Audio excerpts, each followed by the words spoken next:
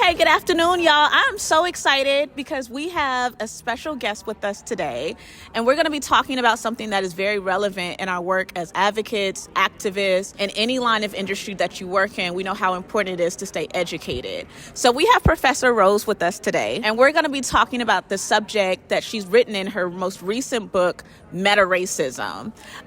So I am very excited for y'all to learn more. I want to kick it off, Professor Rose, and ask you, what is Metaracism? Well, first of all, thank you for having me. And these are your fans, so they know what you're all about. But I've only met you recently, and I'm really excited to hear more about this really important intersection of disability and social justice and racism. So this book, Metaracism, is about how systemic racism functions as an actual system. Mm-hmm. And in systems theory, which is just a way of organizing and thinking about the world, you have to have elements and parts that are interconnected, and when they're interconnected, they have greater impact, greater power, greater influence than any piece of the system would have on its own.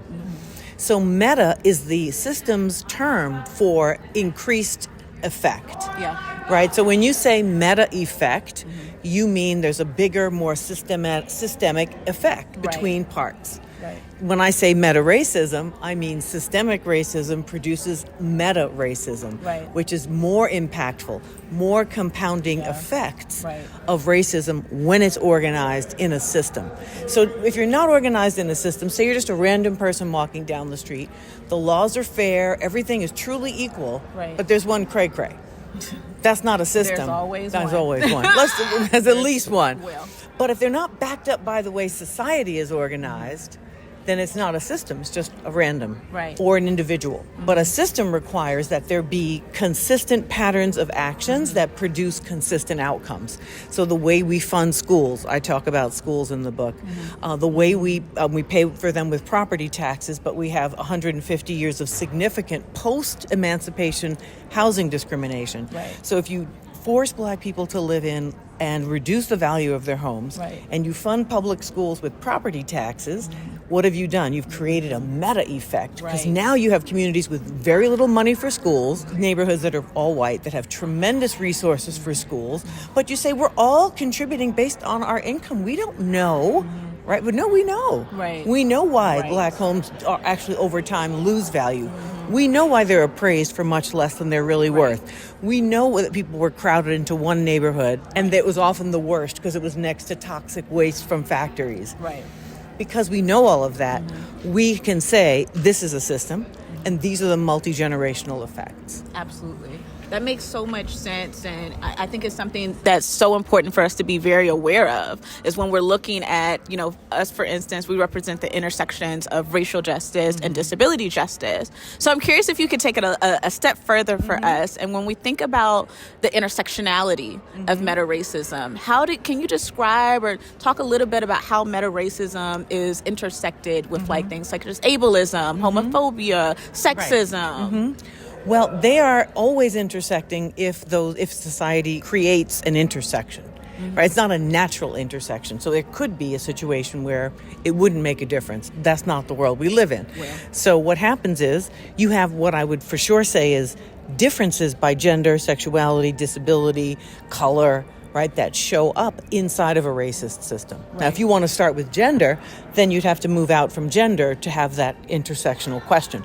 So in the chapter I write on the Kelly Williams Bolar story about the woman who was stealing education by taking her daughters to an all-white, very highly ranked school district that was 1.5 miles away, where her own father lived and owned a home. Right? Now that's a woman. She got treated very differently and is basically a bad mother, as an immoral criminal. And so there was a tremendous amount of gender-based discrimination that was added to the race piece. Boys, on the other hand, when it comes to expelling them from school, Black boys and disabled or emotionally undeveloped or whatever else they call them these days in schools, they would be the most likely to be expelled, the most likely to be punished for very small infractions. And differentials by race were very significant. When you look at homelessness, it's not only a racial matter, it's also a queer matter. Queer teens are the most homeless constituency of color. Black queer tweens are the most homeless teens in the country. So these are some examples of how an intersectional thought can enrich a systemic racist analysis. Right. That makes so much sense. And I appreciate you like really pointing out the uniqueness of what happens when you combine that level of like oppression, discrimination, but us being aware of what that looks like and how that shows up in our real lives is very important. I have just a couple more questions for you. The first one being, what role do you believe individuals play in perpetuating or challenging meta-racism? And how can the ordinary person get involved in starting to help dismantle these issues? Okay, well, individuals are always a part of systems, right? We're not invisible. The system doesn't just work without humans making decisions, policies, practices. But one individual, one single person cannot produce a system, and they can't individually reproduce it.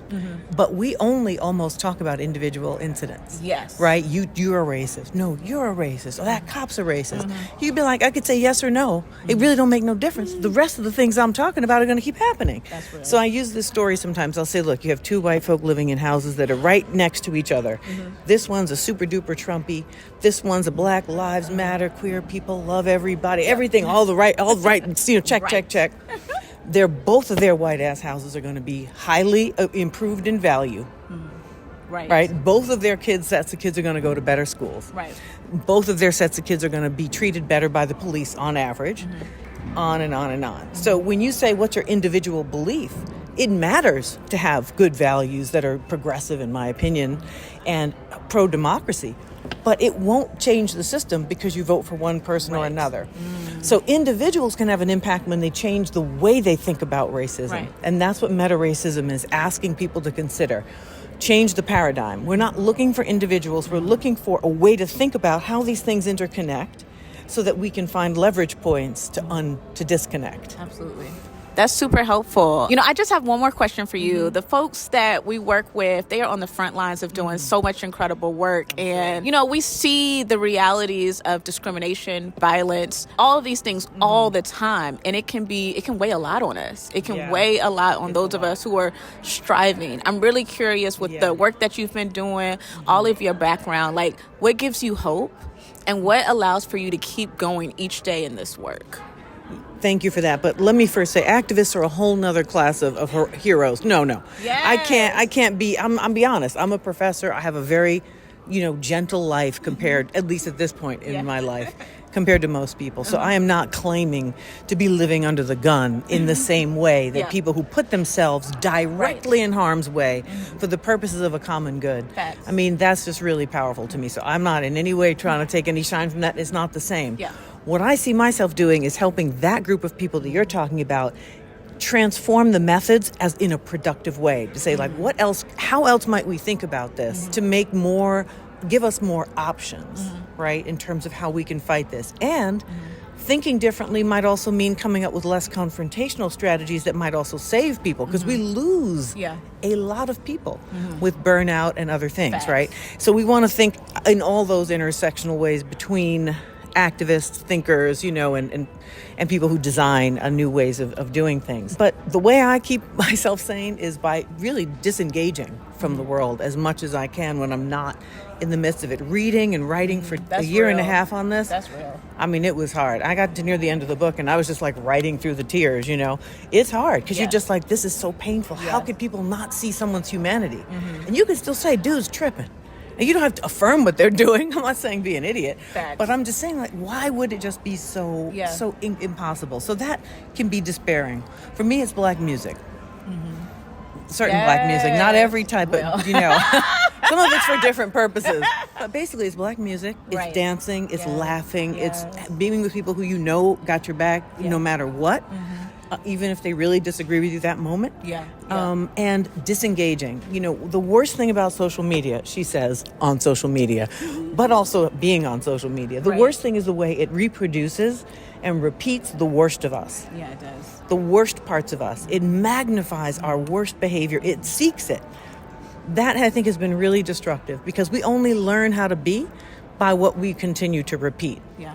So I think we have to protect ourselves to create a different kind of social sense of self as a strategy. Yeah, absolutely. Thank you for sharing that. I really appreciate it. Okay, so now we get to the fun part. So I have a couple of rapid fire questions for you to get to know you a little bit more. And the first one I'm going to ask is, if you were a DJ, speaking of black music, or depending on where you take this. No. I didn't come up with a good answer for this one. If you were a DJ, what song are you putting on deck? And it's about to be a vibe. You know what I'm saying? Hey, can I get an era? I mean, okay. That's fair. 300 years. What am I supposed to do? I'm a fan of the 90s. Or should we stick to the 2000s? No, we can okay. Let me think about it. Tevin Campbell. Yes. Okay. Come and then, everyone sings it. DJ actually starts it. Yes. And then he turns it off. And everybody sings the song. Still singing it. Exactly. That's the one. Okay. All right. Okay, great. So we know your era now. If you could have dinner with any three people, living or not alive anymore, who would you have dinner with and why? Okay, so I'm going to assume I have more dinners in the future from this amazing opportunity, because otherwise I'll get so stuck, because I'm like top 3 out of all the black and white and Asian and and Latin people in the world. Tough. I mean, that would be so hard. So I'm going to go with my home suite. James Baldwin. Okay, yes. Audre Lorde. Yes. Oh, and Martin Luther King. I have to go with Martin. Oh my God. I'm sorry. I just got to ask that, brother. Yes. I got questions. You better ask them for us. I will. I'm going to come back. I'm going to come back and tell you what happened. I'm going to use that recorder you got. I love that's it. what I would do. I would go with those 3. Okay. That sounds super amazing. I want to thank you for your time today, sharing information to our network. Professor Rose, y'all. Until next time. Thank you. Tell people, listen, we got to tell them, look, Metaracism is everywhere. Yes. I mean, both in reality and everywhere to buy. So hopefully they'll go to Walmart. Absolutely. Hopefully they'll go to some other store if they can't find a Walmart, on .com, which they should be able to do. And come join us. And also really look at this amazing work by a black woman muralist, and the whole community of sisters in this event basically filled this in to show the colors of the world as we see it. Absolutely.